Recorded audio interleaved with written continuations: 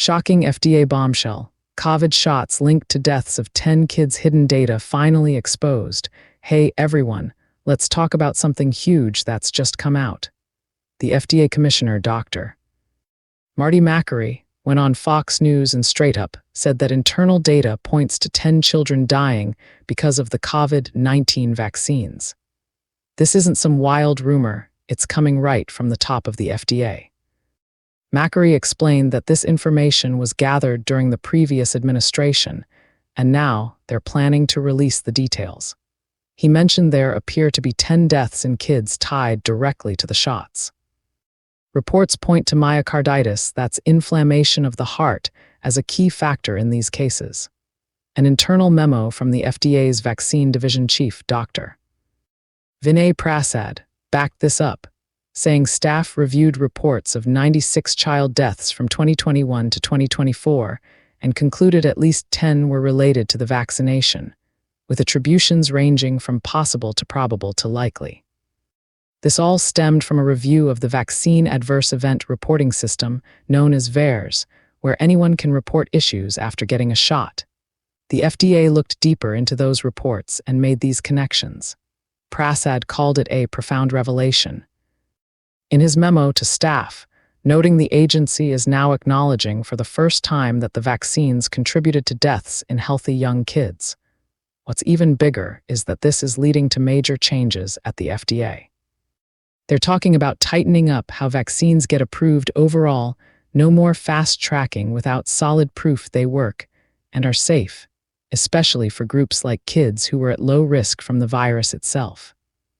Makary stressed that, while the shots were great for high-risk older folks when the virus match was good, things have shifted, and they're done rubber-stamping updates or new products without real data. Public health experts have pushed back, saying the memo lacks specifics like ages, timelines, or full medical histories, and it hasn't gone through peer review yet. They point out that vaccine-related myocarditis is rare and usually mild, resolving quickly, unlike cases from the actual virus. Former FDA officials and doctors like Paul Offit have called for more transparency and context, noting the virus killed over 1,000 kids in similar age groups during the pandemic. Still, this raises serious questions about how risks were weighed, especially for children. Millions got the shots and most had no issues, but if even a small number faced fatal side effects, that's something parents and everyone need to know. The FDA says they're committed to science and will make the reviewed cases public so we can all see the full picture. This story is developing fast, with the CDC's Vaccine Committee set to discuss related topics soon. It's a reminder that we have to keep demanding clear, unbiased info on health decisions that affect our families. Shocking warning. Bird flu could mutate into a pandemic deadlier than COVID. Experts sound the alarm.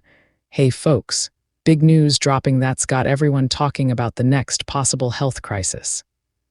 A top expert from France's famous Institut Pasteur just laid it out straight. The bird flu virus ripping through birds, poultry, and even mammals right now could turn into something way worse than COVID-19 if it figures out how to spread easily between people. Marie-Anne Rameix-Welty, who's the medical director at the Institut Pasteur's Respiratory Infections Center, didn't hold back in her interview with Reuters. She said the real danger is this highly pathogenic avian influenza, bird flu adapting to mammals, especially us humans. If it starts jumping from person to person, we're looking at a full-blown pandemic virus. And get this, unlike COVID, which mostly hit the elderly or those with health issues hard, flu viruses like this can take down healthy people too, even kids. She called it potentially quite severe, even more severe than the pandemic we experienced. This strain, mainly H5N1, has been brutal on animals. Hundreds of millions of birds have been culled in recent years to stop the spread, jacking up food prices and messing with supplies worldwide. It spilled over into mammals big time, including dairy cows in the US, something that shocked scientists when it first happened back in 2024. Now, it's still causing outbreaks in cows, poultry, and wild birds across states. Human cases are still rare, but they're happening. Most come from close contact with infected animals, like farm workers or people handling backyard flocks. Just this month, the world saw its first ever human case of a variant called H5N5 in Washington state, an older adult with underlying conditions who sadly passed away after getting exposed, probably from their own birds or wild ones nearby.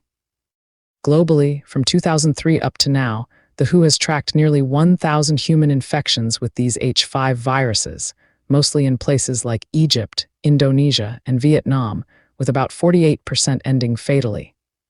That's a scary high death rate compared to COVID. But Ramesh Welty pointed out something key. We have zero antibodies against this H5 bird flu, just like we had none against COVID at the start. Seasonal flus give us some protection against H1 or H3 strains, but not this one. On the flip side, not everyone's panicking yet. Gregorio Torres from the World Organization for Animal Health said the risk of a human pandemic is still low right now. We need to stay ready and respond quick if things change, but for everyday life, you can still enjoy the outdoors, eat chicken and eggs without worry. The probability is low, he stressed. The good news: we're in a better spot than pre-COVID.